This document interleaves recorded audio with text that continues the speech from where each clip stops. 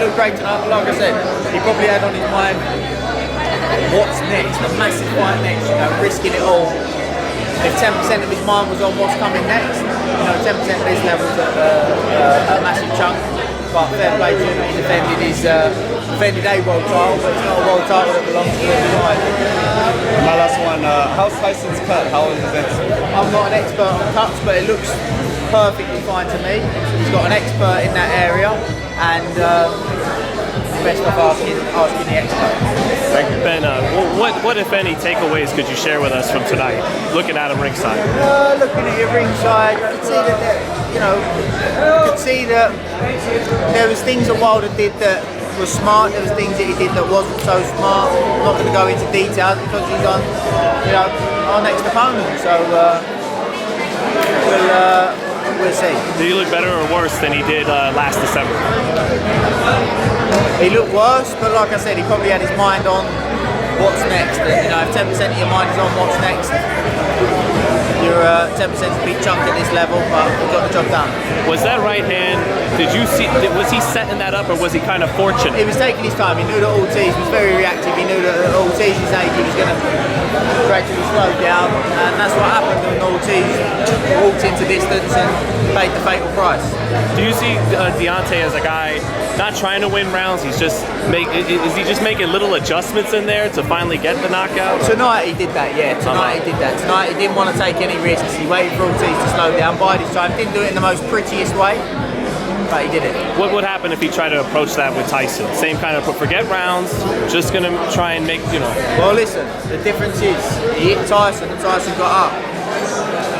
And the one thing I'll take, not from this week, the one thing I'll take from the last fight is he's trying to gain a win, talking about milliseconds, saying that it's a 10-second count. The ref's count is in a 10-second count. Tyson doesn't have a stopwatch, looking at a stopwatch going, he's at 10 seconds, It's a 10 count. He got up by the time the ref said 10. And what happened straight after? He won the rest of the round. Would you agree? Yeah, he did. Would you agree? Would you agree?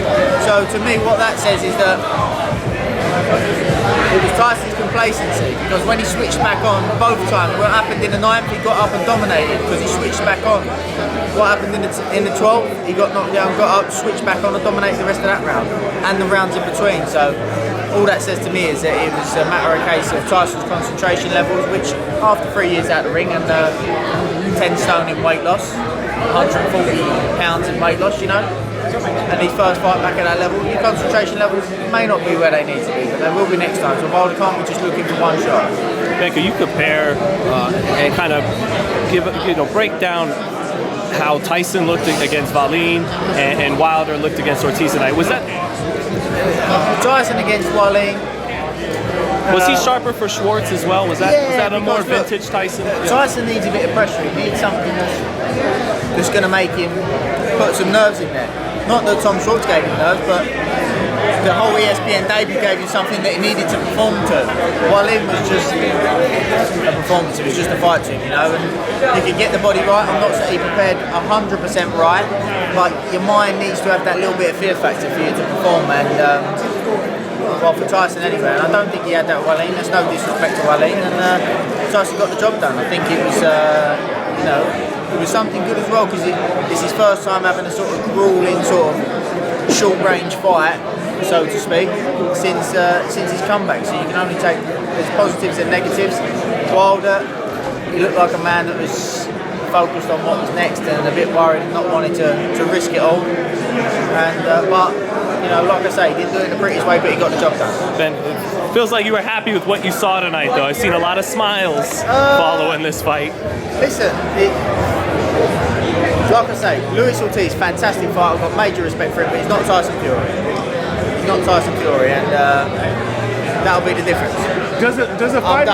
One final question. Does a fighter with that type of patience that Wilder displayed tonight, does that discourage any other fighters? Or come and tell me what you guys think about that.